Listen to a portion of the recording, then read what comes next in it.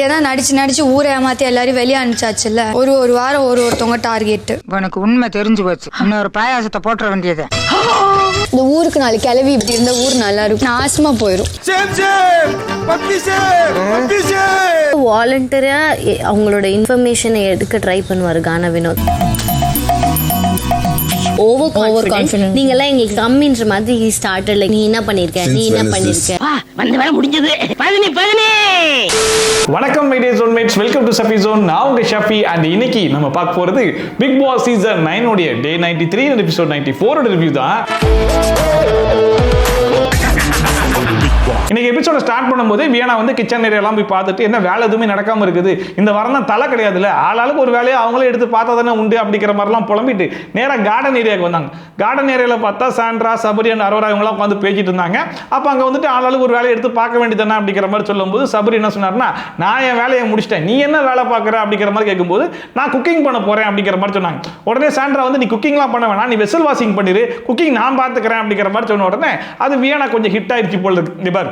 நான் என்ன பண்ணணுன்றதெல்லாம் நீங்க சொல்லாதீங்க, சாண்ட்ரா நீங்க போய் வெசல் வாஷிங் பண்ணுங்கன்றது நான் சொன்னேனா, இல்ல அந்த மாதிரி நீங்க என்ன சொல்லாதீங்க அப்படிங்கிற மாதிரி சொல்லும்போது நான் ஒன்றும் அப்படிலாம் சொல்லலைன்ற மாதிரி சொல்லிட்டு இருந்தாங்க. இல்ல நீங்க வந்து பேசுற டோன் எனக்கு ஒரு மாதிரி தான் இருக்கு அப்படிங்கிற மாதிரிலாம் அங்க பேசிட்டு உள்ள வந்து அவங்க பண்றதுலாம் ஒரே டாக்ஸிக்கா இருக்கு அப்படிங்கிற மாதிரி திவ்யா கிட்ட ஒரு பக்கம் புலம்பிட்டு இருந்தாங்க. டாக்ஸிக்கா இருக்கு எனக்கு. நான் கூட வியானாவுடைய ரீஎன்ட்ரி பர்பஸ் முழுக்க விக்ரம் தான் போல இருக்கு, அதனால தான் விக்ரமே போட்டு அடிச்சிட்டு இருக்காங்கன்ற மாதிரி நடிச்சிட்டு இருந்தா விக்ரம் மட்டும் கிடையாது சாண்ட்ராவும் தான் அப்படிங்கிறத இன்னைக்கு எபிசோட்ல காமிச்சு விட்டாங்க. விக்ரம் ஒரு பக்கம் எதனால அப்படின்னு சொல்லி பார்த்தீங்கன்னா, வியானா இந்த வீட்டுக்குள்ள இருக்கும்போது விக்ரமோட தான் பயங்கர க்ளோஸா இருந்தாங்க. அண்ட் விக்ரம் சொன்ன பல விஷயங்களை மைண்ட்ல எடுத்து தான் வியானா சில மூவ் எல்லாம் பண்ண செஞ்சாங்க. அதுலயும் குறிப்பா ஒரு விஷயத்தை நோட் பண்ணி பார்த்துட்டீங்கன்னா நல்லா தெரிஞ்சிருக்கும். நீ ஏன் எஃப்ஜே கூட ஒரு லவ் கண்டென்ட் ஓட்டக்கூடாது அப்படிங்கிற மாதிரி லைட்டா கொளுத்தி போட்டது யாரு நடிக்கிறீங்க, விக்ரம் தான். அதை கேட்டுட்டு அதுக்கப்புறம் தான் எஃப்ஜே கூட க்ளோஸ் ஆக ஆரம்பிச்சாங்க. எஃப்ஜே கூட ஒரு லவ் கண்டென்ட் மாதிரி ஒரு கண்டென்ட் ஒன்று ஓடிச்சு. அப்ப இருந்து தான் வியனாவுடைய கிராஃபே கீழே போக ஆரம்பிச்சு. 2 வாரம் தொடர்ந்து அடி, அதுக்கப்புறமா பக்கெட் இஷ்யூல விக்ரமோட ஒரு பிரச்சனையாகி வீக்கெண்ட் எபிசோடு வரைக்கும் வாங்கி கட்டிக்கிட்டு அதுக்கு அடுத்த வாரம் பொட்டியை கட்டிட்டு வெளியே வந்துட்டாங்க. இது எல்லாமே விக்ரம் சைடுனால மாட்டியிருந்தாங்கன்னு சொல்லி பார்த்தா, கடைசியா வீட்டை விட்டு வெளியே வரும்போது வியனா யார் கூட பயங்கர க்ளோஸா இருந்தாங்கன்னு சொல்லி பார்த்தீங்கன்னா சாண்ட்ரா கூட தான் க்ளோஸா இருந்திருப்பாங்க. வியனா வீட்டை விட்டு வெளியே போனதுக்கு அப்புறமா கூட திவ்யா கேள்வி கேட்கும் போது இந்த இடத்துல மட்டும் வியனா இருந்திருந்தானா இந்த மாதிரிலாம் உங்களை பேச விட்டுருப்பாளா அப்படிங்கிற மாதிரிலாம் கேள்வியெல்லாம் கேட்டிருந்திருப்பாங்க. ஆனா அந்த வாரம் வியனாவை யார் நாமினேட் பண்ணிருக்கான்னு சொல்லி பார்த்தா சாண்ட்ரா தான் நாமினேட்டே பண்ணிருக்காங்க. சாண்ட்ரா நாமினேட் பண்ணி வியனா வீட்டை விட்டு வெளியே போனதுக்கு அப்புறமா வியனா வெளியே போயிட்டாலே அப்படிங்கிற மாதிரி ஃபீல் வேற பண்ணிருக்காங்க. இதெல்லாம் வெளியே பார்த்துட்டு வந்து தான் இவங்க 2 பேரையும் வச்சு செய்யறாங்கன்றது மட்டும் நல்லாவே தெரிஞ்சிச்சு. நீ நல்ல சீரியல் நடிச்சு உன் டிராமாவெல்லாம் போட்டு நடிச்சு என்கிட்ட காட்டினா, அதுலயும் எனக்கு என்ன, நான் வியனா இந்த வீட்டில் இருக்கும் போதெல்லாம் முழுக்க ஃபேக்கா தான் சுத்திட்டு இருந்தாங்களோ அப்படிங்கிற டவுட் கூட ஹெவியா வருது. அதுக்கு முக்கியமான காரணம் என்னன்னா, திடீர்னு ஒரு மோட்ல போயிருவாங்க. அந்த ஸ்கர்ட்டை கொஞ்சம் தூக்கி தாச்சு தருவீங்களா அப்படிங்கிற மாதிரி பேசுறது, தேங்க்யூ அப்படிங்கிற மாதிரி கழுத்துக்கு சைட் ஸ்டாண்ட் போட்டு சிரிக்கிறது அப்படிங்கிற மாதிரி பல வேலைகளை பார்த்துட்டு இருந்தாங்க. ஆனா இப்போ ரீஎன்ட்ரிக்கு அப்புறமா பார்த்தீங்கன்னா ஃபுல் ஃபயர் மோட்லாம் இருக்காங்க.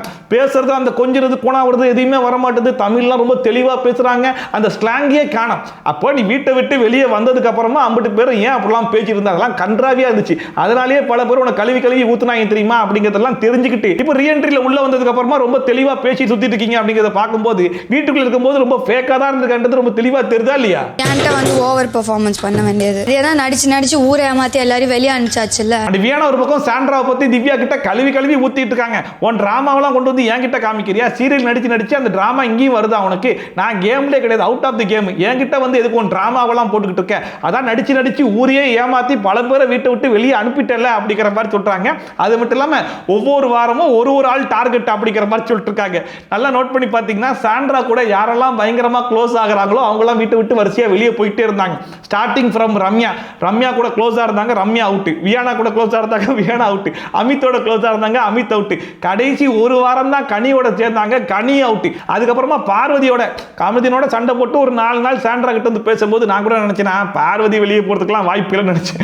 ஆனா கடைசியில் பார்வதி கமந்தின் 2 பேரும் சேர்ந்து வெளியே போகும்போது சாண்ட்ராக்கு ஏதோ சூப்பர் பவர் இருக்கத்தாண்டா செய்யுது அப்படிங்கிறது நல்லாவே மாதிரி தெரிஞ்சிச்சு. மேபி அதெல்லாம் பார்த்துட்டு வந்து தான் வியானா சொல்றாங்களோன்னு தோணுது. ஒரு வாரம் ஒருத்தவங்க டார்கெட். இவங்க கூட கொஞ்ச நேரம் கூட இருக்கவே முடியல போல. அண்ட் சாண்ட்ரா இந்த வீட்டில் பண்ணக்கூடிய அந்த ஆஸ்கார் லெவல் பெர்ஃபார்மன்ஸையும் நடிப்பு அரக்கியா செயல்பட்டு இருக்கிறதையும் நம்ம பார்த்த மாதிரியே வியானாவும் வெளியே இருந்து எல்லாத்தையும் பார்த்துட்டு தானே உள்ள வந்திருக்காங்க. அதனால அடிக்கடி சீரியல் நடிச்சு அந்த ஆக்டிங் பெர்ஃபார்மன்ஸ்லாம் இதுக்குள்ள வந்துருச்சு. கொஞ்ச நேரம் கூட இருக்கிறதுக்கே இவ்வளவு கடுப்பா இருக்குது அப்படிங்கிற மாதிரிலாம் சொல்லிட்டு இருந்தாங்க. அதுக்கப்புறமா இவங்களே நாமினேட் பண்ணி நம்ம வெளியே அனுப்புவாங்களாமா, அப்புறம் இவங்களே நினைப்பாங்களாமா கிழிச்சா இவ அப்படிங்கிற மாதிரி சொல்லிட்டு ஊருக்கு இந்த மாதிரி 4 கிழவி இருந்தா போதும் விளங்கிரும் அப்படிங்கிற மாதிரி. இதுக்கு முன்னாடி சாண்ட்ரா கனியை பார்த்து கிழவின்னு சொன்னது போய் இப்ப வியானா சாண்ட்ரா பார்த்து கிழவின்னு சொல்றாங்க. இந்த ஊருக்கு 4 கிழவி இப்படி இருந்த ஊர் நல்லா இருக்கும், நாசமா போயிடும். அண்ட் வியானா வந்து சொல்லிட்டு போயிருக்காங்க அப்படிங்கிறதுனால விக்ரம் என்ன சொன்னார்னா அந்த கிச்சன் பக்கத்தெல்லாம் கொஞ்சம் கூட்டி விட்டுருங்க, அப்பதான் வெசல் வாஷிங்லாம் கூட பண்ண முடியும் அப்படிங்கிற மாதிரி சொன்ன உடனே அரோரா பாருங்க இந்த வாரம் நான் பாத்ரூம் கிளீனிங் எடுத்துக்குவா அப்படிங்கிற மாதிரி சொல்றாங்க. அதாவது ஸ்டார்டிங்லேயே 10 வாரம் வெறும் பாத்ரூம் கிளீனிங் மட்டுமே பண்ணி ஓட்டி வந்த ஒரே ஆள் அரோரா தான் அப்படிங்கிற ஒரு குற்றச்சாட்டு ஆல்ரெடி அரோரா மேல இருக்கு. இந்த வாரமும் பாருங்க வேலை செய்யாம அப்படியே தப்பிச்சிட்டு ஓபி அடிச்சுட்டு போயிடணும் அப்படிங்கிறதுக்காக இந்த வாரமும் நான் பாத்ரூம் கிளீனிங் பண்ணிட்டுமா அப்படிங்கிற மாதிரி சபரிட்டு கேட்டிருந்தாங்க. அப்ப சபரி இன்னைக்கான ஒர்க்கை நான் முடிச்சிட்டேன், அப்படியே பண்றதா இருந்தா நீ நாளைக்கு தான் பண்ண முடியும் அப்படிங்கிற மாதிரி சொல்லிட்டு இருந்தாங்க. இதுல வேற சாண்ட்ரா பாருங்க நான் வேணா கிளீனிங் டீம் வந்துருவா, எனக்கு உடம்பு சரியில்லை அப்படிங்கிற மாதிரி. கிளீனிங் டீம் வந்துடுறாங்களாமா, ஆனாலும் உடம்பு சரியில்லையா, உடம்பு சரியில்லாத ஆளை வச்சு யாராச்சும் வேலை வாங்குவாங்களா, அதனால அந்த பிட்டை வேற சேர்த்தே வேற போட்டு விடுறாங்க.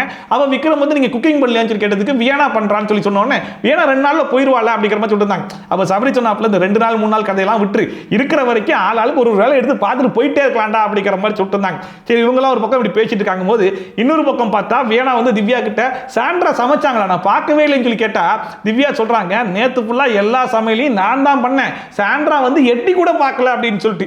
அப்பதான் புரிஞ்சிச்சு சாண்ட்ரா எதனால நான் குக்கிங்கை பார்த்துக்கிறேன், நானும் திவ்யாவும் சேர்ந்து குக்கிங்கை பார்த்துக்கிறோம் அப்படிங்கிற மாதிரி சொல்றாங்க அப்படின்னு சொல்லிட்டு. ஏன்னா வேலை செய்யாம தப்பிக்கிறதுக்கான வழி என்னன்னு சொல்லி பார்த்தா திவ்யாவை வேலை வாங்கிட்டு இவங்க இந்த மாதிரி உட்காந்து பேசிட்டு இருக்குது. அதுக்காக தான் வியானா கிட்ட நீ வெசல் வாஷிங்க பார்த்துக்கோ, நான் வந்து சமையலை பார்த்துக்கிறேன்ற மாதிரி பேசியிருக்காங்க போல. திவ்யா தான் கேட்கணும், அவங்க தான் கிச்சன் டீம். ஒண்ணுமே சமைக்கல, சமைக்க வரல அவங்க, நான் தான் சமைச்சேன். வியானா ஒரு பக்கம் சாண்ட்ரா பத்தி புலம்புறங்கிற பேர்ல சாண்ட்ரா பத்தி பயங்கரமா எக்ஸ்போஸ் பண்ணிட்டு இருந்தாங்க. அதுல பல விஷயம் உண்மையா தான் இருந்துச்சு. சாண்ட்ரா இந்த வீட்டுல பண்ணக்கூடிய ஓவர் பெர்ஃபார்மன்ஸ் இருக்கட்டும், அந்த ஆக்டிங் பெர்ஃபார்மன்ஸ் இருக்கட்டும், அது மூலியமா பல பேர் அந்த வீட்டை விட்டு வெளியே அனுப்புனதா இருக்கட்டும் அப்படிங்கிற மாதிரி எக்கச்சக்கமான விஷயத்தெல்லாம் சொல்லதான் செஞ்சாங்க. அதெல்லாம் தப்பு கிடையாது. ஆனா கடைசியா ஒரு வார்த்தை ஒன்று யூஸ் பண்றாங்க, கிறிஸ்டோபர் மூஞ்ச வச்சுட்டு வந்து இதெல்லாம் பேசிட்டு இருக்கா பாரு அப்படின்னு சொல்லிட்டு. இந்த ராட்சசன் படத்துல கிறிஸ்டோபர் அப்படிங்கிற ஒரு கேரக்டர் இருக்கும் தெரியுமா, அந்த ஃபேஸை கொண்டு வந்து சாண்ட்ரா ஃபேஸோட கம்பேர் பண்ணி பேசிட்டு இருக்காங்க. அதுக்கு வந்து திவ்யா கேட்டு சிரிச்சிட்டு வர இருக்காங்க. ஆக்சுவலா இது வந்து பச்சையா பாடி ஷேமிங். இந்த அளவுக்கு இறங்கி பேசணும்ன்ற அவசியம் கிடையாது. அப்படி பேசும்போது பக்கத்துல இருக்க திவ்யா வச்சு அந்த மாதிரிலாம் பேசாதடி அப்படிங்கிற மாதிரி சொல்லியிருக்கலாம். அந்த இடத்துல ஏன் அதை யாருமே கேட்கலன்றது சத்தியமா தெரியவே இல்லை. கிறிஸ்டோபர் மூஞ்ச வச்சுக்கிட்டு நீ போய் பாத்துருங்க அப்படின்னா அண்ட் பிக் பாஸ் கொஞ்ச நேரத்திலே பாட்டை போட்டுட்டாப்ல. இந்த வாட்டி யார் உள்ள வர போறா அப்படின்னு சொல்லி பார்த்தா நம்ம பிரவீன் காந்தி சாரும் தமிழ்நாட்டில் நடிப்பு அரக்கன் அப்படிங்கிற தொல்லையிலிருந்து கொஞ்ச நாள் நிம்மதியா இருந்தோம் இல்லையா, அந்த தொல்லையை மறுபடியும் கொடுக்க போறா அப்படிங்கிற பேர்ல வாட்டர்மெலான் ஸ்டாரையும் உள்ள அமுச்சு விட்டுருந்தாங்க. 2 பேரும் உள்ள வந்த உடனே எல்லாரும் போயிட்டு பயங்கரமா இன்வைட் பண்ணிருந்தாங்க. பிரவீன் காந்தி சார் எல்லாம் போயிட்டு வினோத் கிட்ட சூப்பரியா பக்காவா பட்டுக்கையா அப்படிங்கிற மாதிரி பாராட்டிட்டு இருந்தாப்ல. அலக்கல் கலக்கிட்டீங்க சார். அண்ட் இதுல வர திவாகர் வெளியே போய் எல்லாத்தையும் பார்த்துட்டு தானே உள்ள வந்திருப்பாப்ல. அண்ட் வெளியே இருக்கும்போது மனுஷன் பேசுனதெல்லாம் வேற மாதிரி இருந்துச்சு, உள்ள வந்ததுக்கு அப்புறம் பேசுறதெல்லாம் வேற மாதிரி இருக்குன்ற மாதிரி மெய்யழகன் காம்போ அப்படிங்கிற மாதிரிலாம் பேசிட்டு இருந்தாப்ல. அதை பார்த்து பிக் பாஸ் நீ உருட்டு ஓ நல்ல மனசுக்கு நீ நல்லா தான் உருட்டுவன்ற மாதிரி கலாய்ச்சிட்டு இருந்தாப்ல. பிக் பாஸ் உங்களெல்லாம் ரொம்ப மிஸ் பண்ணேன்னு சொன்னதுக்கு இதெல்லாம் கூட ரீல்ஸ் தானா அப்படிங்கிற மாதிரிலாம் பயங்கரமா கலாய்ச்சிட்டு இருந்தாப்ல. உங்களை ரொம்ப மிஸ் பண்ணோம் சார் வெளியில. இதெல்லாம் ரீல்ஸ் தானே சார்? இல்ல சார். இதுல வேற பிரவீன் காந்தி சார் வந்து இந்த செந்தில வந்து கவுண்டமணி கிட்ட ஒப்படைக்கிறேன் அப்படிங்கிற மாதிரி நம்ம திவாகரை கொண்டு போய் வினோத் கிட்ட கொடுத்த உடனே அப்ப கூட திவாகரை பாருங்க, நாங்க ஒன்னும் கவுண்டமணி செந்திலாம் கிடையாது சார், நாங்க மெய்யழகன் காம்போ அரவிந்த் சுவாமி கார்த்தி அப்படிங்கிற மாதிரி சொல்லிட்டு இருக்காப்ல. அரவிந்த் சுவாமியும் இது அவர் பேர் என்ன? அண்ட் பிக் பாஸ் வீட்டை விட்டு வெளியே போயிட்டு மறுபடியும் ரீஎன்ட்ரி கொடுக்குற எல்லார்கிட்டயுமே வெளி உலக வாழ்க்கையை உள்ள வந்து ஷேர் பண்ணக்கூடாது அப்படிங்கிறத சொல்லி தான் உள்ள அனுப்புவாங்க. அந்த மாதிரி தான் வாட்டர்மெலான் ஸ்டார்டிங் சொல்லி உள்ள அமைச்சிருக்காங்க. ஆனா இந்த மனுஷன் வீட்டை விட்டு வெளியே போய் மறுபடியும் இந்த வீட்டுக்குள்ள வர வரைக்கும் என்னென்ன நடந்துச்சோ அது எல்லாத்தையுமே ஒப்பிச்சுக்கிட்டு இருக்காப்ல. எஸ்டிஆர் கூட போய் போட்டோ எடுத்தது, அந்த கதை இந்த கதை எல்லாத்தையும் சொல்றாப்ல. அண்ட் வழக்கமாவே இந்த மனுஷனுக்கு தற்பெருமை அப்படிங்கிறது 10% 20% இல்ல, உடம்புல 200% ஊறி இருக்கு இல்லையா, அதனால அதையுமே கடந்து கொப்பளிச்சுக்கிட்டு இருக்காப்ல. அதாவது இந்த வீட்டில் இருக்கிற வரைக்கும் எல்லா ப்ரோமோலையும் நான் தான், என்னால தான் டிஆர்பி அப்படி இருந்துச்சு. ஒன்று சொல்ல மறந்துட்டோமா, அதாவது லைவ்லாம் தெரிக்குதுமா, எப்படி இல்லாம அதிகமான வியூவர்ஸ்மா, அதுக்கு என்ன காரணம் தெரியுமாமா அப்படின்னு சொல்லி கேட்டா என்ன காரணம், வாட்டர்மெலான் ஸ்டார் வீட்டில் இருக்காருலமா அதுதான்மா காரணம் அப்படிங்கிற மாதிரிலாம் பேசிட்டு இருந்தோடனே பிக் பாஸே கடுப்பாயிட்டாப்ல. இங்க பாரு வாட்டர்மெலான் ஸ்டார் வெளி உலக வாழ்க்கையை பத்தி ஷேர் பண்ணக்கூடாதுன்னு சொல்லி தானே உள்ள அனுப்புனேன், அதை மீறி நீ இவ்வளவு பேசிக்கிட்டு இருக்க, இதுக்கு மேலே நீ பேசுனன்னு வையேன் மெயின் டோர் தெரியுதா அது வெளியே ஒரே எத்து வெளியே வந்து விழுந்துருவேன் அப்படிங்கிற மாதிரி கலாய்ச்சாப்ல. அண்ட் அது மட்டும் இல்லாம நீ வந்தியா எல்லாரோட வரவேற்றாங்களா, சோஃபால உட்கார வச்சாங்களா, அதோட சரி அதுக்கப்புறம் நீ பேசின பத்தியா எல்லாத்தையும் கட் பண்ணி தூக்கிடுவேன் அப்படிங்கிற மாதிரி லைவ்ல டெலிகாஸ்ட் பண்ணாங்க. பட் ஒரு எபிசோட்ல கட் கட் பண்ணி தூக்கிட்டாங்க. உள்ள வந்தீங்கல்ல? ஆமா சார். நான் உங்ககிட்ட பேசினா ஆமா சார். அவ்வளவுதான் வரும், மீதி எல்லாம் வெட்டி தூக்கிடுவேன். அப்புறமா பணப்பெட்டி 2.0 உடைய செகண்ட் டாஸ்க் வந்து ஸ்டார்ட் பண்ண போறோம் அப்படிங்கிற மாதிரி சொன்னாங்க. இது என்ன டாஸ்க் அப்படின்னு சொல்லி பார்த்தா, ஆக்டிவிட்டி ரூம்ல வந்து ஒரு ரவுண்ட் டேபிள் இருக்கு. அதுல நிறைய ரெட் பால்ஸும் 3 எல்லோ பால்ஸும் வச்சிருக்காங்க. ஒரு எல்லோ பாலுக்கும் 10,000 வேல்யூ அப்படிங்கிற மாதிரி சொல்லிட்டார். சோ ஊதி என்ன பண்ணணும்னா எல்லா ரெட் பால்ஸையும் கீழே விழ வச்சிடணும். 3 எல்லோ பாலும் மேல இருந்துச்சு அப்படிங்கிற பட்சத்தில் 30,000 ரூபாய் கிடைக்கும். ஒரு பால் இருந்துச்சுன்னா 10,000 ரூபாய் கிடைக்கும். 2 பால் இருந்தா 20,000 ரூபாய் கிடைக்கும். சோ 6 பேர் வந்து பார்ட்டிசிபேட் பண்ணுவாங்க. ஒவ்வொருத்தரும் எவ்வளவு ஸ்கோர் பண்ண போறாங்க அப்படிங்கறத பொறுத்து தான் உங்களுக்கு வந்து டோட்டல் அமௌண்ட்டே கிடைக்க போகுது அப்படிங்கிற மாதிரி சொல்லிட்டு டாஸ்க் வந்து ஸ்டார்ட் பண்ணாங்க. இந்த டாஸ்க்கை பொறுத்த வரைக்கும் பாத்தீங்க அப்படின்னா வினோத் வந்து ஒரே ஒரு எல்லோ பாலை வந்து ஹோல்ட் பண்ணியிருந்தாரு. திவ்யா வந்து ஒரே ஒரு எல்லோ பாலை வந்து ஹோல்ட் பண்ணியிருந்தாங்க. மற்ற எல்லாருமே எல்லா பாலையும் கீழே தள்ளி விட்டாங்க. அதனால மற்ற யாருக்குமே ஸ்கோர் கிடைக்கல. இந்த ஓவரால் டாஸ்க்லயே மொத்தமே வந்து 20,000 rupees மட்டும் தான் கிடைச்சிச்சு. அந்த அது மட்டும் இல்லாம நேத்து டாஸ்க்ல கவுண்ட் பண்ணி முடிச்சாங்க இல்லையா, அந்த கவுண்டே தப்பா தான் கவுண்ட் பண்ணிருக்காங்க. 1,75,000க்கு 1,45,000 ரூபான்னு சொல்லி கவுண்ட் பண்ணிருக்காங்க. யாரோ ஒருத்தன் வந்து 500 ரூபாய் நோட்டை 100 ரூபாய் நோட்டு நினைச்சு எண்ணிருக்கான் அப்படிங்கிற மாதிரி பிக் பாஸே கலாய்ச்சி விட்டாப்ல. சோ நேத்து வந்து 1,75,000, இன்னைக்கு வந்து 20,000. சோ டோட்டலா இப்போதைக்கு 1,95,000 ரூபாய் வந்து நீங்க ஸ்கோர் பண்ணிருக்கீங்க அப்படிங்கிற மாதிரி பிக் பாஸ் வந்து அனௌன்ஸ் பண்ணாரு. ஒரு 2 பேர் 100 ரூபாய் நோட்டை 100 ரூபாய் நினைச்சு எண்ணிருக்காங்க. அண்ட் இதுல ஹெவி காமெடி என்னன்னு சொல்லி பாத்தீங்கன்னா, நேத்து இவங்க வந்து கார்ல இருந்து எடுத்த அமௌண்ட்டை ஒழுங்கா கவுண்ட் பண்ணாம விட்டுட்டு பிக் பாஸ் டீம் கவுண்ட் பண்ணி 20,000 ரூபாய் அப்படின்னு சொல்லி அனுப்பிச்சு விட்டா, ஒரு வாட்டி அதை கவுண்ட் பண்ணி கரெக்டா இருக்கான்னு பார்த்துப்போம் அப்படின்னு சொல்லிட்டு வினோத் போய் அதை கவுண்ட் பண்ணிட்டு இருக்காப்ல. உடனே பிக் பாஸ் அந்த அளவுக்கு ஆயிடுச்சா அப்படிங்கிற மாதிரி கலாச்சோன்னா, இல்ல போய் போட்டுருமா அப்படின்னு சொல்லிட்டு அந்த 20,000 ரூபாய் கொண்டு போய் பொட்டில வச்சுட்டு வராங்க. எண்ணி வைக்கணும். ஓஹோ. அண்ட் கொஞ்ச நேரத்துல அடுத்த சாங் வந்து போட்டாங்க, நான் யாரு அப்படிங்கிற பாட்டு. அந்த பாட்டை கேட்ட உடனே சபரி வந்து பிரவீன் தான் அப்படிங்கிற மாதிரி கரெக்டாக கண்டுபிடிச்சிட்டாப்ல. அதுக்கேற்ற மாதிரி பிரவீன் தான் உள்ள வந்தார். உள்ள வந்த உடனே வினோத் தான் ஓடி போய் பயங்கரமா கட்டி பிடிச்சிட்டு இருந்தாப்ல. ஏன்னா பிரவீன் இந்த வீட்டில் இருக்கும்போது வினோத்துக்கு தானே பயங்கர க்ளோஸா இருந்தாப்ல.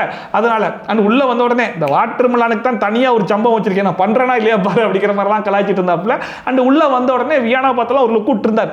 என்னடா லுக்குன்னு சொல்லி கேட்கும்போது, இல்ல உள்ள வந்து பேசலாம் வேணான்னு சொல்ல, ஆனா வந்த உடனே இப்படி நெகட்டிவா போட்டு அடிக்கணுமா, அந்த அளவுக்குலாம் தேவை கிடையாது அப்படிங்கிற மாதிரிலாம் விக்ரம் கிட்ட சொல்லிட்டு இருந்தாப்ல. ஏன்னா வியானா வீட்டுக்குள்ள வந்த உடனே விக்ரம் வச்சு சிறப்பா செஞ்சு விட்டாங்க இல்லையா, அதெல்லாம் வெளியே வந்து பார்த்துட்டு தான் வரேன், நைட் ஆகட்டும் அவளுக்கு ஒரு சம்பவத்தை பண்ணிடுவோம் அப்படிங்கிற மாதிரி இந்த மனுஷன் சொல்லிட்டு இருக்காப்ல. சாதாரண விஷயம் இல்ல, ஒருத்தன் வந்து எல்லாத்தையும் விட்டு உள்ள வந்துருக்கிறது அண்ணனே வந்து கை ஊத்து கூடாதுல.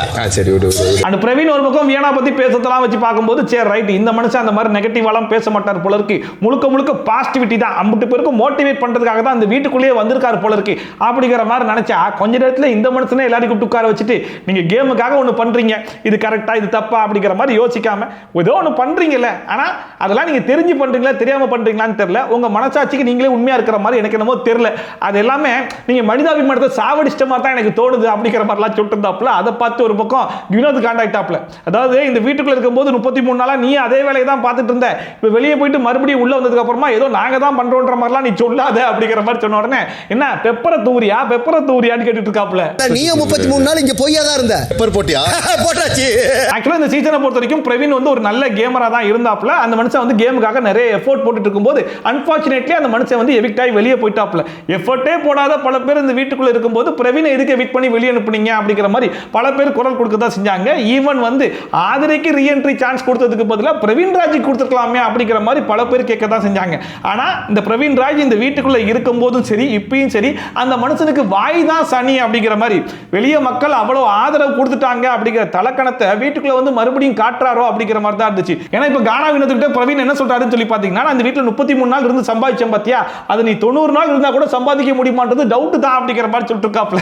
அதாவது அந்த டைம்ல பிரவீன் ராஜை எவிக்ட் பண்ணி வெளியே அனுப்புனது தான் ஒரு அன்ஃபேர் எவிக்ஷன் அப்படிங்கிற மாதிரி சொன்னாங்களே தவிர்த்து 90 நாள் பிரவீன் ராஜ் இந்த வீட்டுல இருந்தா கானா வினோத்தோட பயங்கரமான பேரெல்லாம் சம்பாதிச்சிருப்பாரா அப்படிங்கிறது ஒரு கேள்விக்குறி தான். ஆனா அந்த மனுஷன் அதை வேற மாதிரி புரிஞ்சுக்கிட்டு இங்க வந்து அதை வந்து தற்பெருமையா பேசிட்டு இருக்காரோ, இந்த மனுஷன் ஒரு வாட்டர்மெலன் ஸ்டார் மாதிரி பேசிட்டு இருக்காரோ அப்படிங்கிற மாதிரி தான் இருந்துச்சு. அதுக்கு கானா வினோத் என்ன சொன்னார்னா, அதெல்லாம் நான் சம்பாதிச்சிட்டேன், முதல்ல நீ உள்ள வந்து புத்திமதி சொல்லிட்டு இருக்கல, அதை முதல்ல நிப்பாட்டு அப்படிங்கிற மாதிரி கவுண்டர் கொடுத்தாப்ல. நான் 33 நாள்ல சம்பாதிச்சது இப்ப சம்பாதிக்க முடியாம எனக்கு தெரியாது, நான் சம்பாதிச்சிட்டேன். அண்ட் பிரவீன் ராஜ் ஒரு பக்கம் பேசுறதெல்லாம் கேட்டு பிரவீன் காந்தி சார் சொன்னாப்ல, நீங்க பேசுறதெல்லாம் கேட்ட, பட் நீங்க பேசுறதெல்லாம் உங்களுக்கு ஹர்ட் ஆகும், நீங்க வேற ஆங்கிள் யோசிச்சு பேசலாம் அப்படிங்கிற மாதிரி சொன்னாலுமே அந்த ஆங்கிள் தான் சார் நான் பேசிட்டு இருக்கேன் அப்படிங்கிற மாதிரி சொல்லிட்டு இருக்காப்ல. ஆக மொத்தத்தில் பிரவீன் ராஜ் வியானா இந்த வீட்டுக்குள்ள வந்து என்ன வேலையை பார்த்துக்கிட்டு இருக்காங்க அப்படிங்கிறத ஒரு குற்றச்சாட்டா எடுத்து வச்சு பேசிட்டு இருந்தாரோ, கடத்துல இந்த மனுஷனே அதே வேலையை தான் பார்த்துக்கிட்டு இருக்காருன்ற மாதிரி தான் ஆயிப்போச்சு. போச்சு. இங்க வந்து எல்லாருக்கும் புத்தி சொல்லக்கூடாது. அவங்க சங்கடத்தை நான் பகிர்ந்துக்க தான் பார்த்தேன். அவங்க பணப்பெட்டி 2.0 உடைய டாஸ்க் 3 அப்படிங்கிற மாதிரி சொன்னாங்க. டாஸ்க் உடைய பேர் வந்து உருட்டு அப்படின்னாங்க. இது என்ன டாஸ்க்னு சொல்லி பார்த்தா ரொம்ப சிம்பிளான ஒரு டாஸ்க் தான். கான்சென்ட்ரிக் சர்க்கிள் வந்து போட்டிருப்பாங்க. அந்த எண்ட்ல வந்து ஒரு பேஸ்கெட் பால் வந்து கொடுத்திருப்பாங்க. இந்த பேஸ்கெட் பாலை உருட்டி விடணும். ஒவ்வொரு கான்சென்ட்ரிக் சர்க்கிள்லயும் பாத்தீங்கன்னா ஒரு வேல்யூ வந்து கொடுத்திருப்பாங்க. இந்த பால் எந்த வேல்யூல போய் நிக்குதோ அந்த வேல்யூ தான் உங்களுக்கு. இந்த மாதிரி 6 பேர் உருட்டணும். மொத்தம் 3 ரவுண்டு. சோ டோட்டலா எவ்வளவு வேல்யூஸ் வந்து நீங்க ஸ்கோர் பண்ணிருக்கீங்களோ அவ்வளவு அமௌண்ட்டை கொண்டு போய் நீங்க பெட்டியில போடலாம் அப்படிங்கிற மாதிரி ஒரு சிம்பிள் டாஸ்க் தான் வந்து எக்ஸ்பிளைன் பண்ணாங்க. கொடுக்கப்பட்ட பந்தை மார்க்கில் வைத்து உருட்டி விட வேண்டும். இதை சொல்லி முடிச்சதுக்கு அப்புறமா கானா வினோத் வந்து சபரி கிட்ட கான்சென்ட்ரிக் சர்க்கிள்னா என்ன அப்படிங்கறத கேட்டாரா இல்ல வேற எதுவும் கேட்டாரா அப்படிங்கிறது சத்தியமா தெரியல. ஏன்னா குசு குசுன்னு தான் அவங்க 2 பேரும் பேசிட்டாங்க. ஆனா சபரி காதுல கான்சென்ட்ரிக் சர்க்கிள்னா என்னன்ற மாதிரி விழுந்துருச்சு போல இருக்கு. கான்சென்ட்ரிக் சர்க்கிள்னா இப்படி இருக்கும் அப்படிங்கிற மாதிரி வரைஞ்சி காமிச்சாரா. அப்ப கானா வினோத் வந்து நான் அதை கேட்கலடா அப்படிங்கிற மாதிரி சொன்ன உடனே சபரி வந்து ரொம்ப சிம்பிளா அப்படிங்கிற மாதிரி நார்மலா ஒரு ரியாக்ஷன் கொடுப்போம்ல, அந்த ரியாக்ஷனை தான் வந்து சபரி கொடுத்தாப்ல. நீங்க போங்க செகண்ட். பட் அதுக்கு எதுக்கு வினோத்துக்கு அவ்வளவு கோவம் வந்துச்சு அப்படிங்கிறது சத்தியமா தெரியவே இல்லை. அந்த மனுஷன் வந்துட்டு இங்க பாரு நான் என்ன சொல்றேன் ஒழுங்கா காதுல வாங்கிட்டு பேசு அப்படிங்கிற மாதிரி இந்த மனுஷன் ஒரு பக்கம் கோவப்பட அதுக்கு சபரி கோவப்பட 2 பேருக்கும் சண்டை வந்துருச்சு. அதை பார்க்கும்போது என்னடா இது ஒன்னில்லாத விஷயத்துக்கு எதுக்கு வினோத் வந்து இவ்வளவு ரியாக்ட் பண்றாரு அப்படிங்கிற மாதிரி தான் ஒரு ஃபீலே வந்து இருந்துச்சு. அதுக்கப்புறம் சபரி வந்து அரோரா கிட்ட இல்ல இந்த கான்சென்ட்ரிக் சர்க்கிள்னா என்னன்ற மாதிரி கேட்டா இதுதான்ற மாதிரி வரைஞ்சி காமிச்சேன். அதுக்கு வந்து அவன் கோவப்படுறான் அப்படிங்கிற மாதிரி சொல்லிட்டு போது வினோத் அதை கேட்டு வந்துட்டாப்ல. பாரு நான் அதை கேட்கவே இல்லை அப்படிங்கிற மாதிரி சொல்லிட்டு சரி வேற என்ன கேட்டா அதையும் சொல்ல மாட்டாப்ல. அதுக்கப்புறம் சரி கோவமா பேசுற அப்புறம் பொறுமையா பேசணும். அப்படி பொறுமையா பேசுற நீ பேசுறதெல்லாம் பார்க்கும்போது எனக்கு புதுசா இருக்கு அப்படிங்கிற மாதிரி சொன்னா நான் ஒன்னும் டென்ஷன் ஆகல, நீ தான் டென்ஷன் ஆகல, அதனால தான் நான் டென்ஷன் ஆனேன் அப்படிங்கிற மாதிரி ஒரு பக்கம் வினோத் மறுபடியும் அதை நியாயப்படுத்தி தான் பேசிட்டு இருந்தாப்ல. அந்த கடைசியா இந்த மாதிரி ரியாக்ஷன் கொடுத்து தான் நீ 93 நாள் வந்துட்ட அப்படிங்கிற மாதிரி ஒரு வார்த்தையை விட்ட உடனே அரோரா இதுதான் சான்ஸ் நேரா உள்ள வந்துட்டாங்க. ஆக்சுவலா சபரிக்கும் வினோத்துக்கு தான் பிரச்சனை போயிட்டு இருக்கு. பட் அரோரா எந்த கேப்ல உள்ள போலாம் அப்படிங்கிற மாதிரி காத்துக்கிட்டே இருந்திருப்பாங்கன்னு நினைக்கிறேன். இப்போ என்ன பண்ணிட்டானு 93 நாளா நீ வந்துட்டியா? இதே இடத்துல விக்ரமன் சபரி 2 பேருக்குள்ள ஒரு பிரச்சனை வந்துச்சு அப்படிங்கிற பட்சத்துல அரோரா வந்து முடிஞ்ச அளவுக்கு அந்த பிரச்சனையை சால்வ் பண்றதுக்கு தான் ட்ரை பண்ணுவாங்க. ஆனா அதே இடத்துல வந்து வினோத் இருந்தா மட்டும் அந்த மனுஷனை கொஞ்சம் ட்ரிகர் பண்ணி அவர் வாயில இருந்து வார்த்தையை புடுங்கி அது மூலமா ஒரு பெரிய பிரச்சனையை கிரியேட் பண்ணி பாத்தீங்களா இந்த மனுஷன் இன்னும் திருந்தவே இல்லைங்க, இன்னும் கோபப்பட்டு தான் இருக்காரு, இப்படிப்பட்ட மனுஷனுக்கு எப்படிங்க ஓட்டு போடுறீங்க அப்படிங்கிற மாதிரி மக்களுக்கு ஒரு ப்ரொஜெக்ஷனை கிரியேட் பண்றதுக்காகவே பல வேலைகளை பார்ப்பாங்க. அதே வேலையை தான் இப்ப பண்ண ஸ்டார்ட் பண்றாங்கன்றது நல்லாவே தெரிஞ்சிச்சு. இப்போ வந்துட்டியா நான் ஒன்னு சொல்லிட்டேன் அவங்கிட்ட. அப்ப அரோரா வந்து வினோத் கிட்ட 93 நாள்லாம் நீங்க ஏன் சொல்றீங்க எனக்கு புரியலையே அப்படிங்கிற மாதிரி சொன்ன உடனே உனக்கு புரியலனா நீ உள்ள வராதமா அப்படிங்கிற மாதிரி சொல்லிட்டாப்ல. அது எப்படி என்ன உள்ள வரக்கூடாதுன்னு நீங்க சொல்லலாம் அப்படிங்கிற மாதிரி வினோத் எந்த ஒரு வார்த்தை விட்டாலும் அந்த வார்த்தையை பிடிச்சி ஒரு வார்த்தையை பிடிக்கிறலாம் அப்படிங்கிற மாதிரி ட்ரிகர் பண்றதுக்கு ட்ரை பண்றாங்கன்னு நல்லாவே தெரிஞ்சு போச்சு. அவன் வினோத் என்ன சொன்னார்னா நானும் சபரியும் பேசிட்டு இருக்கான், அவனை பத்தி பின்னாடி பேசினா கூட நீ கேட்கலாம், அவன் முன்னாடி தானே பேசிட்டு இருக்கேன்னு சொல்லி கேட்டா சபையில எந்த ஒரு பிரச்சனை நடந்தாலும் நான் கேட்பேன்ல அப்படிங்கிற மாதிரி சொல்லிருக்காங்க. இதே மாதிரி தான் கார் டாஸ்க்ல அவ்வளவு பெரிய பிரச்சனை நடந்துச்சு. அப்பெல்லாம் அரோரா வாயை திறந்தாங்களான்னு சொல்லி கேட்டா வாயை திறக்கவே இல்லை. எப்போ வினோத் ஒரு பிரச்சனையில மாற்றாரோ அப்ப மட்டும் தான் அரோரா வாய் திறக்கும் அப்படிங்கிற மாதிரி அது ஊரறிஞ்ச விஷயம் தான். இப்ப கூட பாருங்க இப்ப என்ன பிரச்சனை போயிட்டு இருக்கு, என்ன மேட்ச் என்ன ஏதுன்னே தெரியாம அரோரா வாயில இருந்து 93 நாள் ஏன் சொன்னீங்கன்னு சொல்லி வார்த்தை விட்டாங்க இல்லையா, அந்த வார்த்தையை மட்டும் கேட்டுட்டு வாட்டர்மெலன் ஸ்டார் அங்கேருந்து வந்து இருந்தாலும் நீங்க 93 நாள்னு சொல்லிட கூடாதுன்னா அது வந்து பாக்குறது கொஞ்சம் சங்கட்டமா தான் இருக்கு அப்படிங்கிற மாதிரி கொளுத்தி போட்டு இருக்காப்ல. 93 நாள்ன்றது ஒரு மாதிரி 91 நாள். அரோரா ஒரு பக்கம் ட்ரிகர் பண்றதுக்கு தான் ட்ரை பண்றாங்க அப்படிங்கிறது வினோத்துக்கு நல்லாவே தெரிஞ்சு போச்சு. ஏன்னா வினோத் வந்து கமர்தின்ட்டே போயிட்டு அட்வைஸ் பண்ணுவாப்ல, பாரு அரோராட்ட பேசும்போது மட்டும் கொஞ்சம் கவனமா பேசி உங்ககிட்ட பேசி வார்த்தையை புடுங்கிறதுக்கு ட்ரை பண்ணுவா அப்படின்னு சொல்லிட்டு அதனால அந்த மனுஷன் கொஞ்சம் உஷாராயிட்டு என்ன சொல்லிட்டாருன்னா இங்க பாருமா நான் அவங்கிட்ட பேசிக்கிறேன் நீ கொஞ்சம் கம்முனு இரு அப்படிங்கிற மாதிரி சொன்னா ஏன் இப்படிலாம் பேசுறீங்க எனக்கு புரியலையே அப்படிங்கிற மாதிரி யார் கிளம்பி வரா நம்ம நடிப்பறக்கி நீ கம்முனு இருமா அப்படிங்கிற மாதிரி சொல்லிட்டு சபரி கிட்ட போயிட்டு பேசிட்டு இருக்காப்ல. அப்பயுமே வாட்டர்மெலன் ஸ்டார் பாருங்க இருந்தாலும் 93 நாள் சொன்னது எனக்கு கொஞ்சம் சங்கடமா தான் இருக்கு அப்படிங்கிற மாதிரி அந்த 93 நாள்ன்ற ஒரே ஒரு வார்த்தையை பிடிச்சிக்கிட்டு என்ன பிரச்சனை தெரியாம அதையே போட்டு கொளுத்தி போட்டுட்டு இருக்காராமா. ஆக்சுவலா இந்த பிரச்சனை யாருக்கு யாருக்கும் வினோத் அண்ட் சபரிக்கு தான். இந்த பிரச்சனையில யார் மேல தப்பு யார் மேல சரின்னு சொல்லி கேட்டீங்கன்னா 100% இல்ல 200% வந்து வினோத் மேல தான் தப்புன்ற மாதிரி நான் சொல்லுவேன். ஏன்னா சபரி கொடுத்த ரியாக்ஷன் ஒன்றும் ரொம்ப வியர்டா கோவப்பட்டு மூஞ்ச சுழிச்சுக்கிட்டு அப்படிலாம் கொடுக்கவே இல்லை, ஒரு நார்மலான ரியாக்ஷன் தான். அந்த ரியாக்ஷனுக்கு எதுக்கு வினோத் வந்து இவ்வளவு ரியாக்ட் பண்ணார் அப்படிங்கிறது சத்தியமா தெரியவே இல்லை. ஆனா இவங்க 2 பேரும் பேசியிருந்தாலே அது வந்து சாதாரணமா சால்வ் ஆயிருக்கும். பட் இந்த பிரச்சனைக்குள்ள எப்போ அரோரா உள்ள வராங்களோ அப்ப அது பெரிய பிரச்சனை ஆகுது. இப்ப கூட பாத்தீங்கன்னா சபரி கூட விட்டுட்டாப்ல, ஆனா அரோரா வந்து விட மாட்டேன் அப்படிங்கிற பேர்ல இப்ப வினோத்தை பத்தி பல விதமான கருத்துக்களை எடுத்து பிரவீன் கிட்ட சொல்லிட்டு இருக்காங்க. அது அரோரா வந்து பிரவீன் ராஜ் கிட்ட என்ன சொல்றாங்க அப்படின்னு சொல்லி பாத்தீங்கன்னா வினோத் எதனால தெரியுமா அப்படி வியர்டா ரியாக்ட் பண்றாரு, பிரவீன் ராஜ் கிட்ட இருந்து அவர் எக்ஸ்பெக்ட் பண்ணது அவருக்கு கிடைக்கல. அது உள்ள வந்த உடனே வினோத் போயிட்டு பிரவீன் ராஜை பயங்கரமா கட்டி பிடிச்சி தூக்குனார் இல்லையா, அதே மாதிரியான ஒரு ரியாக்ஷன் வந்து பிரவீன் ராஜ் கிட்ட இருந்து வினோத்துக்கு வந்து கிடைக்கலையாமா. வினோத் எக்ஸ்பெக்ட் பண்ணது என்னன்னு சொல்லி பார்த்தா பிரவீன் ராஜ் உள்ள வருவான் நம்மளை பத்தி பயங்கரமா புகழ்ந்து தள்ளுவான், நீ தான் டைட்டில் டைட்டில் வின் பண்ணுவா அப்படிங்கிற மாதிரிலாம் பேசுவான். அப்படிங்கிற மாதிரி பயங்கரமான எக்ஸ்பெக்டேஷன்லாம் வச்சிருந்ததாகவும் அந்த மாதிரி எக்ஸ்பெக்டேஷனை இவர் வந்து பூர்த்தி பண்ணாதனால இவர் வெக்ஸ் ஆகி போய் தான் இந்த மாதிரிலாம் ரியாக்ட் பண்றாரு. நார்மலாவே வினோத் கிட்ட யாராச்சும் ஒரு கிரிட்டிசிசம் வச்சு அக்செப்ட் பண்ணிக்க மாட்டார், அதுலயும் க்ளோஸ் ஃப்ரெண்ட் கிரிட்டிசிசம் வச்சு அக்செப்ட் பண்ணிப்பாரா, அதனால தான் இந்த மாதிரிலாம் ரியாக்ட் பண்றாரு அப்படிங்கிற மாதிரி முடிஞ்ச அளவுக்கு கொளுத்தி போடுறதுக்கு ட்ரை பண்ணாங்க.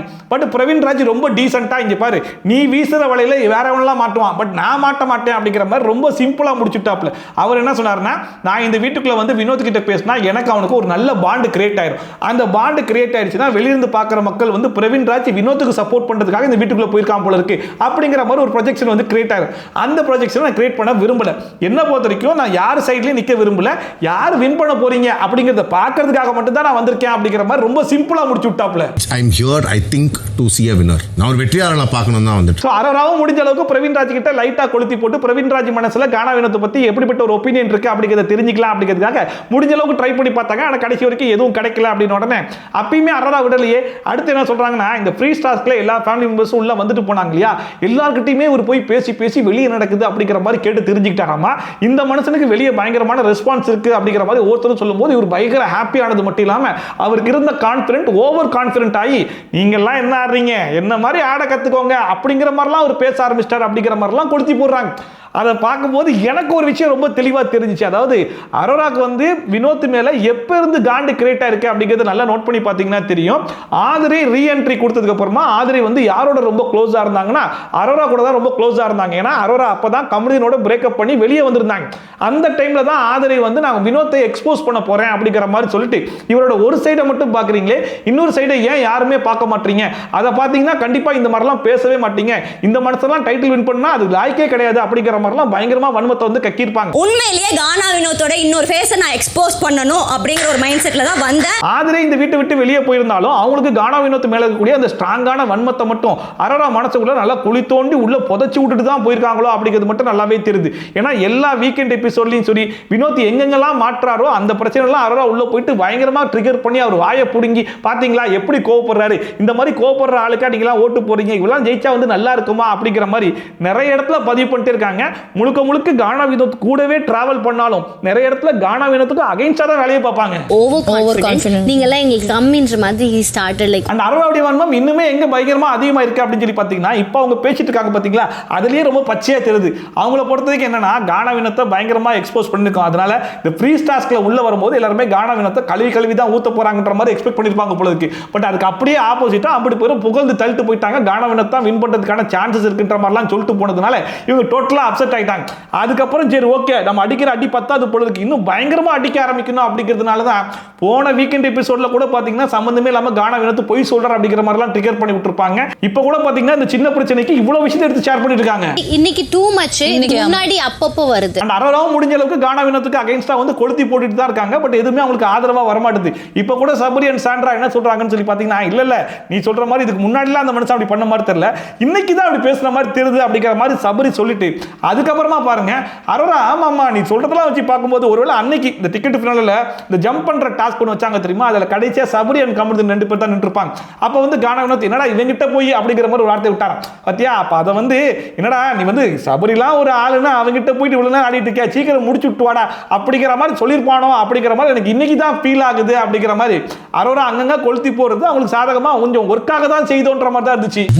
அவனால முடியல இவெண்ட் எல்லாம் போய் அப்படிங்கிற மாதிரி தான் எனக்கு கேட்டி என்னடா இது. இதுல காமெடி என்னன்னா அரோரால அந்த பிக் பாஸ் வீட்டுக்குள்ள வந்து மொதல் 50 நாள்லாம் ஏதோ பிக்னிக் வந்து ரெசார்ட்ல தங்கிட்டு சாப்பிட்டு தூங்கிட்டு போறதுக்காக வந்த மாதிரி ஃபுல் டைம் ஜாப்பா அதை தான் பார்த்துட்டு இருந்தாங்க. ஆனா வினோத் வந்து ஸ்டார்டிங்ல இருந்து இப்போ வரைக்கும் கேம் ஆடி இருக்காப்ல. இந்த அம்மா ஒரு 40 நாள் கேம் ஆடிட்டு பாத்தீங்களா இந்த மனுஷன் கோவப்படுறாரு, இந்த கோவத்துக்குலாம் கொண்டு போய் டைட்டில் கொடுக்க பாக்குறீங்களா அப்படிங்கிற மாதிரி இந்த அம்மா வினோத்தை எக்ஸ்போஸ் பண்றதுக்கு ட்ரை பண்றாங்க பாத்தீங்களா. அதை நினைச்சாதான் காமெடியா இருக்குது. அண்ட் குறிப்பா வினோத்னு வந்தா மட்டும் அரோரா வந்து முழுக்க ஒரு விஷப்பாட்டிலா மாறிடுறாங்களோ அப்படிங்கிற மாதிரி தான் இருக்கு. வாலண்டியரா அவங்களோட இன்ஃபர்மேஷனை எடுக்க ட்ரை பண்ணுவாரு கானா வினோத். ஒன்ஸ் இந்த சண்டை எல்லாம் முடிஞ்சதுக்கு அப்புறமா பிக் பாஸ் வந்து அந்த உருட்டு டாஸ்க் வந்து ஸ்டார்ட் பண்ணாரு. இதுல ஃபர்ஸ்ட் ரவுண்ட்ல பாத்தீங்க அப்படின்னா சபரி, விக்ரம் அண்ட் சாண்ட்ரா 3 பேருமே 0 பாயிண்ட்ஸ் தான் எடுத்தாங்க. வினோத், அரோரா அண்ட் திவ்யா இவங்க 3 பேருமே ஆளுக்கு 10,000 பாயிண்ட் எடுத்தாங்க. ஸோ ஃபர்ஸ்ட் ரவுண்ட்ல வந்து 30,000 பாயிண்ட்ஸ் வந்து ஸ்கோர் பண்ணிட்டாங்க. அண்ட் செகண்ட் ரவுண்ட்ல பாத்தீங்க அப்படின்னா வினோத் வந்து 20,000 பாயிண்ட்ஸ் வந்து ஸ்கோர் பண்ணாரு. அண்ட் சாண்ட்ரா வந்து 10,000 பாயிண்ட்ஸ் வந்து ஸ்கோர் பண்ணாங்க. மத்த எல்லாருமே 0 பாயிண்ட்ஸ் தான் அப்படிங்கிறதுனால அகைன் செகண்ட் ரவுண்ட்லயுமே 30,000 பாயிண்ட்ஸ் தான் வந்து ஸ்கோர் பண்ணாங்க. அண்ட் தேர்ட் ரவுண்ட்ல பாத்தீங்க அப்படின்னா அரோரா வந்து 30,000 பாயிண்ட்ஸ் ஸ்கோர் பண்ணாங்க. வினோத் வினோத் வந்து 20,000 பாயிண்ட்ஸ் அண்ட் திவ்யாவுமே 30,000 பாயிண்ட்ஸ் அப்படிங்கிறதுனால தேர்ட் ரவுண்ட்ல 80,000 பாயிண்ட்ஸ் வந்து ஸ்கோர் பண்ணிட்டாங்க. ஸோ ஓவரால் 3 ரவுண்டையும் நம்ம கால்குலேட் பண்ணி பார்க்கும்போது 1,40,000 rupees வந்து ஸ்கோர் பண்ணிட்டாங்க. சம்பாதித்த தொகை 1,40,40,000 ரூபாய். டோட்டலா இப்போதைக்கு பார்க்கும்போது 3,35,000 ரூபாய் அமௌண்ட் வந்து பொட்டியில சேர்ந்துருச்சு.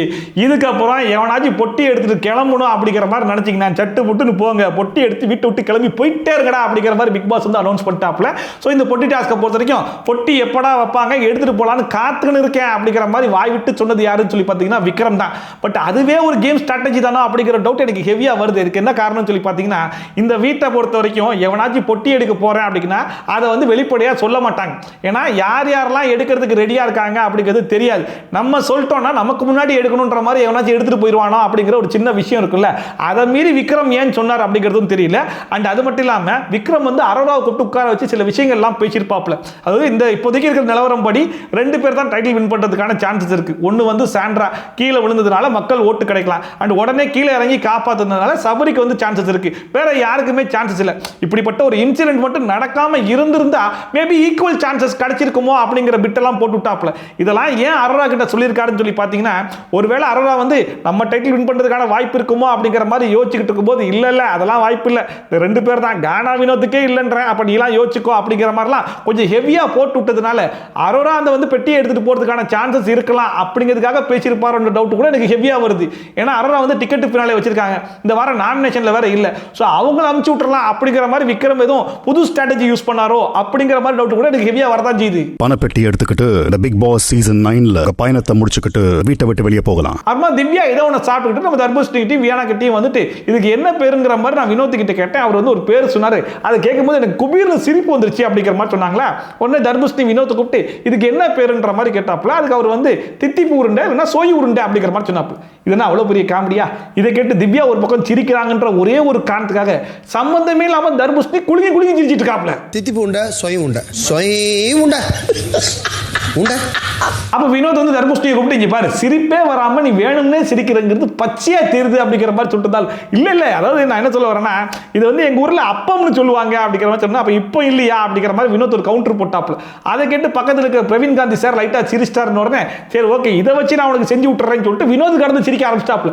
அப்ப இல்லையா இப்ப இல்லையா அப்பயா அப்படின்னு சொல்லிட்டு உடனே அதுக்கு வந்து வாட்டர்மெலான் சார் என்ன சொல்றாருன்னா இங்க பாருங்க வராத சிரிப்பா வேணும்னு சிரிக்கிறீங்க நீங்க, இப்ப தெரிஞ்சா இப்ப நீ சிரிச்சது எப்படி இருக்குது உனக்கே தெரியுது அப்படிங்கிற மாதிரி செஞ்சு விட்டாப்ல.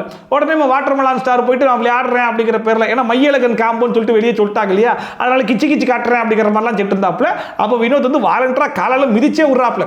ஆனா சிரிக்கிறதுனால மிதிச்சு விடுறேன் அப்படிங்கிற மாதிரி சமாளிக்கவும் செஞ்சாப்ல.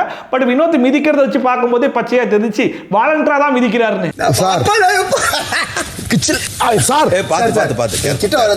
தர்பூசணி போயிட்டு வியானா கிட்ட பேசிட்டு இருந்தாப்ல. இத்தனைக்கு வியானா வந்து நம்ம தர்பூசணியை பார்த்து அண்ணா அண்ணா தான் கூப்பிடுவாங்க.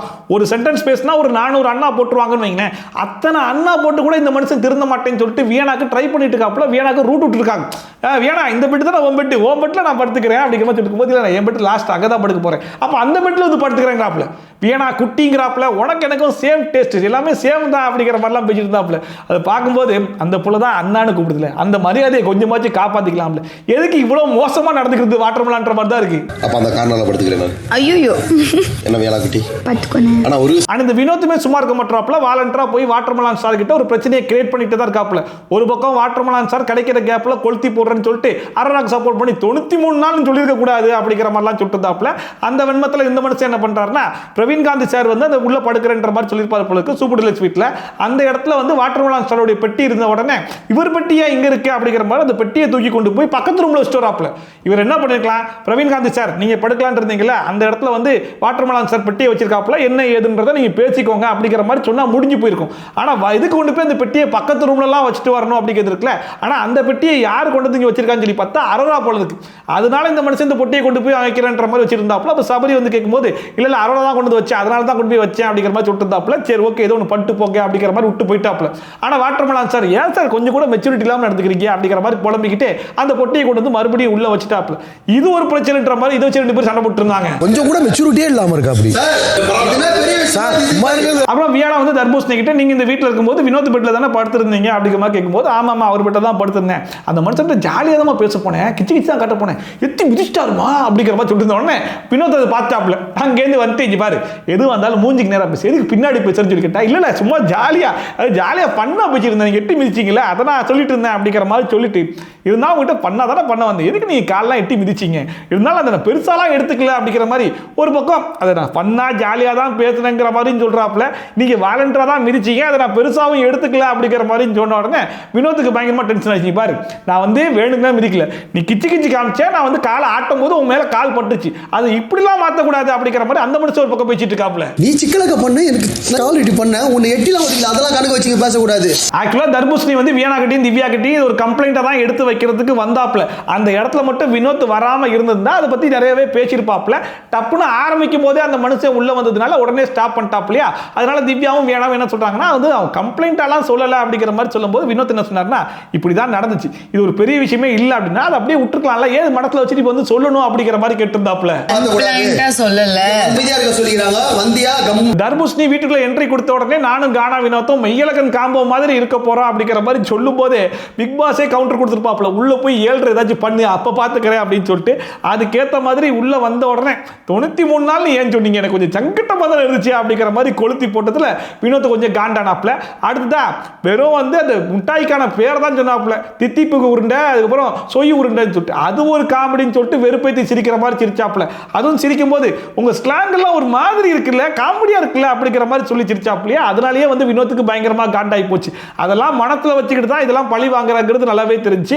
ஆனா ஒரு விஷயம் மட்டும் தெரிஞ்சு போச்சு, இந்த சீசன்ல வாட்டர்மெலன் கானா வினோத் இந்த காம்போ ஸ்டார்டிங்ல வந்து இருந்துச்சு பாத்தீங்களா, அந்த ஃபன்னோட முடிஞ்சு போச்சு. அதுக்கப்புறம் ஃபுல்லா இவங்க 2 பேருக்கும் சண்டை மட்டும் தான். எத்தனை ஒரு குறையா அது ஏன் புத்தி விடுங்க நான் சொல்றேன். அவர் அப்படி சொல்லல. சவுடனி எபிசோட் முடிஞ்சு போச்சு. இன்னைக்கு எபிசோட் பொறுத்த வரைக்கும் நான் கூட நேத்து வரைக்கும் வியானாவுடைய ரீஎன்ட்ரி பர்பஸ் வந்து முழுக்க விக்ரம மட்டுமே எக்ஸ்போஸ் பண்றதுக்காக தான் உள்ள வந்திருக்காங்க போல இருக்கு அப்படிங்கிற மாதிரி நினைச்சிட்டு இருந்தேன். ஆனா இன்னைக்கு வியானா பேசுறதெல்லாம் வச்சு பார்க்கும்போது தான் சாண்ட்ராவுடைய முகத்தையும் முழுசா கிழிச்சு விடுறதுக்காக தான் வந்திருக்காங்க அப்படின்னு சொல்லிட்டு வீட்டில் இருக்கிற எல்லா ஹவுஸ்மேட்ஸ் கிட்டையும் சாண்ட்ரா பத்தி எந்த அளவுக்கு பேச முடியுமோ மொத்தத்தையும் பேசிட்டாங்க. ஸோ ஓரளவுக்கு ஹவுஸ்மேட்ஸ்க்கு சாண்ட்ரா இந்த வீட்டில் என்ன வேலைகளை பார்த்துட்டு இருக்காங்க அப்படிங்கிறது ஒரு சின்ன டவுட்டா இருக்கும்போது வியானா பேசுறதை வச்சு கன்ஃபார்மே பண்ணிருப்பாங்க. ஏன்னா இந்த ரெட் கார்டு இஷ்யூலே பார்த்தீங்க அப்படின்னா ஃபர்ஸ்ட் பேனிக் அட்டாக் அதுக்கப்புறம் கமருதீன் அட்டாக் வரைக்கும் ஓகே, ஆனால் கடைசியில் 2 பேரும் மன்னிப்பு கேட்க வரும்போது கூட அட்டாக் ஒன்று போட்டாங்க பாருங்க. அந்த இடத்துல கன்ஃபார்மா எல்லாருக்கும் டவுட் வரதான் செஞ்சிருக்கும். அந்த டவுட்டை வியானா பேசும்போது கொஞ்சம் கிளியர் பண்ணிருப்பாங்கன்ற மாதிரி தான் எனக்கு என்னமோ தோணுது. அண்ட் இன்னொரு பக்கம் இந்த அரோராக்கு வந்து கானா வினோத் மேல இருக்கக்கூடிய வன்மம் வந்து டு தி எக்ஸ்ட்ரீம் இருக்கு அப்படிங்கிறது